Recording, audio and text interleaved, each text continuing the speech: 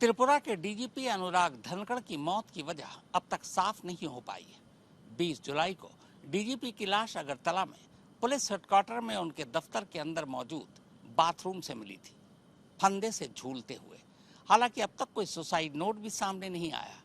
उधर डीजीपी के घर वालों का कहना है कि वो खुदकुशी नहीं कर सकते, बल्कि उनकी मौत के पीछे कोई गहरी साजिश है। त्रिपुरा के डीजीपी अनुराग धनखड़ की मौत की पहेली अब भी अनसुलझी है। डीजीपी ने पुलिस हेडक्वार्टर में खुदकुशी की थी, तो खुदकुशी की वजह क्या थी?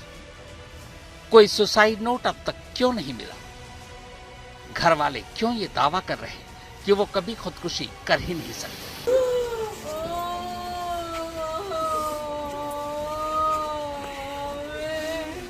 और अगर मौत के पीछे की साजिश कुछ और है, तो फिर वो क्या है? ये मामला इसलिए और भी रहस्यमयी हो गया है क्योंकि त्रिपुरा सरकार या पुलिस डीजीपी की मौत पर अब तक खामोश है।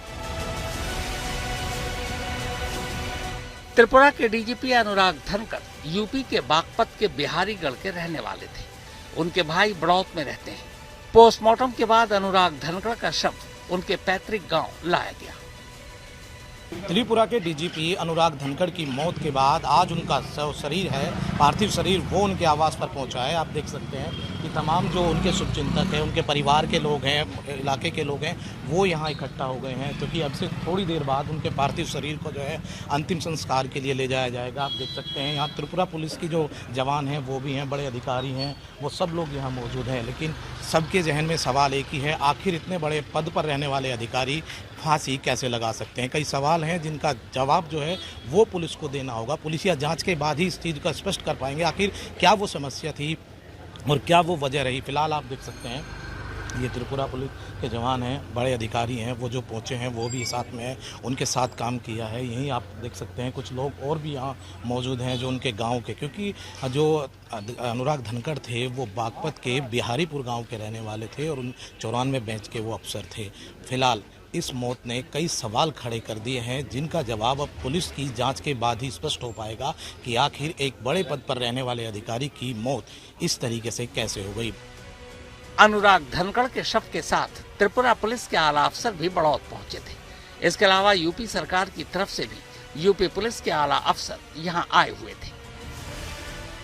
इन सब की मौजूदगी में बड़ौत में ही राजकीय सम्मान के साथ उनका अंतिम संस्कार किया गया।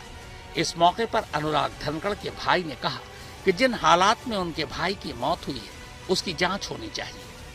उन्होंने ये भी कहा कि अनुराग धनखड़ ने अपने कार्यकाल के दौरान बहुत से बड़े घोटालों की भी जांच की थी, उस एंगल से भी मामले की जांच हो। किसी ने फांसी सुनी, किसी ने गोली सुनी, किसी ने कुछ सुना, किसी ने कुछ सुना। आपके तो बेहद करीबी रहे होंगे, बात भी होगी। लास्ट बार कब मुलाकात? 10 तारीख में आए थे।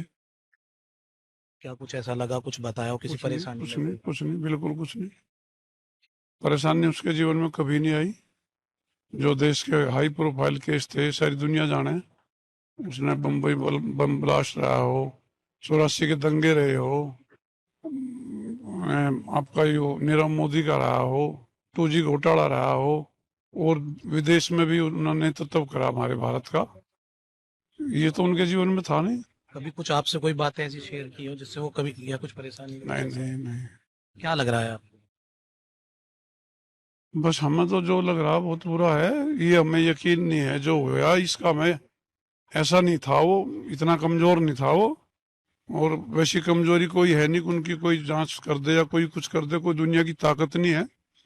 और रही बात वो कमजोर नहीं था, अब कुछ भी हो सके, हम तो इस बात पे बिल्कुल इस बात को नहीं मानते, उनके साथ भी कुछ भी हो सके। जब कोई एक जवान सिपाही आत्महत्या करता है तो अफसरों के ऊपर इल्जाम लगता है, लेकिन उन सबका सर्वोच्च कमांडर ही अगर ये घटना घट रही है तो इसके पीछे किसका हाथ है? इसकी निष्पक्ष जांच होनी चाहिए। और वो कारण नहीं थे, वो बहुत ईमानदार थे, बहुत देशभक्त थे। कहीं न कहीं इसमें किसी न किसी बड़े सरकार का, किसी बड़े आदमी का मजबूरन करके उनको आत्महत्या के लिए मजबूर किया गया। उनको दंड मिलना चाहिए। त्रिपुरा में हमारी सेना है, इंटेलिजेंस है, CBI के बजाय भी मैं चाहता हूँ वहाँ की आर्मी इसकी जांच करे और तुरंत उस स्थान को सिक्योर किया जाए। उधर इस बीच त्रिपुरा पुलिस ने डीजीपी की रहस्यमयी मौत के मामले की जांच शुरू कर दी है। अगरतला में मौजूद त्रिपुरा पुलिस हेडक्वार्टर में जहां से डीजीपी की लाश बरामद हुई थी, उनके उस दफ्तर के फॉरेंसिक नमूने लिए गए। साथ ही अनुराग धनखड़ के मोबाइल और लैपटॉप को भी पुलिस खंगाल कर मौत की असली वजह जानने की कोशिश कर रही है।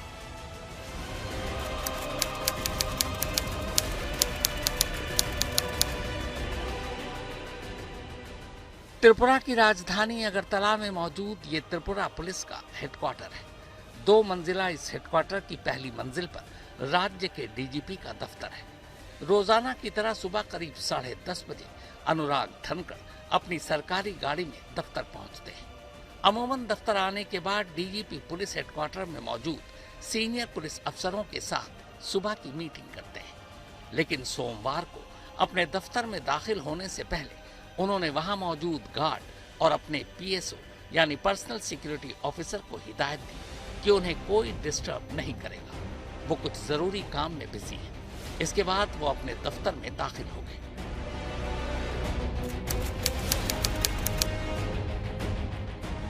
दफ्तर में दाखिल हुए डीजीपी अनुराग धनखड़ को अब करीब 1.5 घंटे हो चुके थे। गार्ड और पीएसओ को वो पहले ही आगाह कर चुके थे कि कोई उन्हें डिस्टर्ब न करे, लेकिन हैरानी की बात ये थी कि इस दौरान उन्हें लैंडलाइन नंबर पर भी जो फोन आ रहे थे वो डीजीपी पिक नहीं कर रहे थे। अमूमन ऐसा होता नहीं है। 1.5 घंटे तक उन्होंने किसी को बुलाया भी नहीं। कई सीनियर अफसर भी उन्हें कॉल कर रहे थे, पर वो किसी का मोबाइल पर भी कॉल नहीं उठा रहे थे।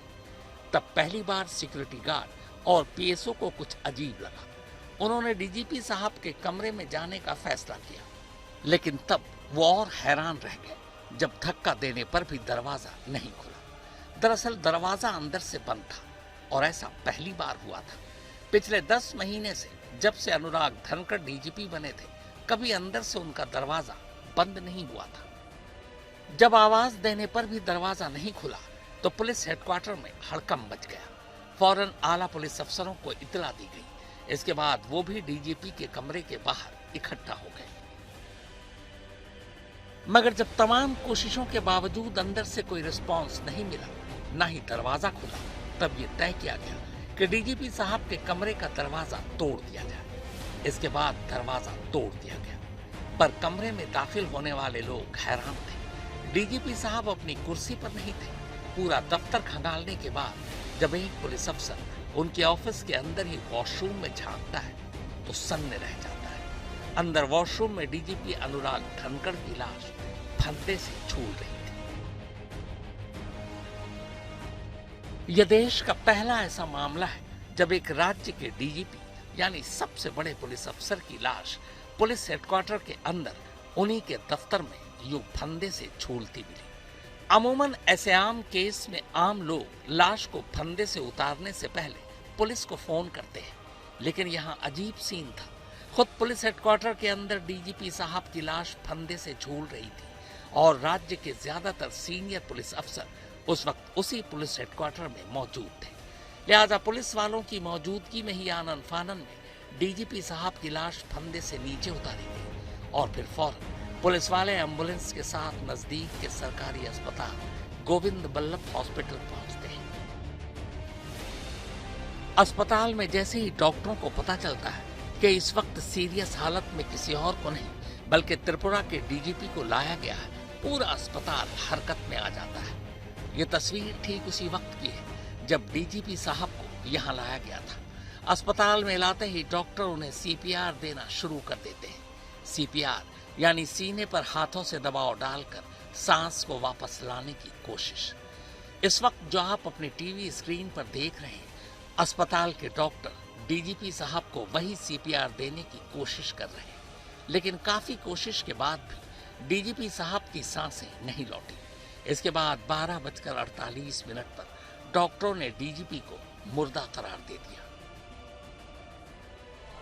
अब सबसे बड़ा सवाल ये कि अगर सचमुच डीजीपी अनुराग धनखड़ ने खुदकुशी की है तो उसकी वजह क्या है?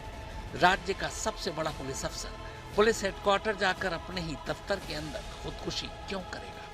हालांकि शुरुआती रिपोर्ट के मुताबिक अभी तक कोई सुसाइड नोट सामने नहीं आया। अगर ऐसा कोई सुसाइड नोट है तो हो सकता है बाद में सामने आए। अनुराग धनखड़ एक बेहद ईमानदार पुलिस अफसर माने जाते थे। पूरे करियर में उनकी छवि बेदाग रही। करीब 3 दशक के अपने कार्यकाल में त्रिपुरा पुलिस के अलावा डेपुटेशन पर BSF, CISF, UN peace keeping force के साथ साथ सीबीआई में भी वो काम कर चुके थे। धनखड़ सीबीआई में रहते हुए उस जांच टीम का हिस्सा थे जिसने पंजाब नेशनल बैंक घोटाले की जांच की, जिसमें नीरव मोदी मुख्य आरोपी थे। इसके अलावा 1984 के सिख दंगों की जांच में भी वो शामिल रहे। त्रिपुरा के डीजीपी बनने से पहले वो राज्य के इंटेलिजेंस के हेड थे। तन्मय चक्रवर्ती, अगरतला, त्रिपुरा, आज तक।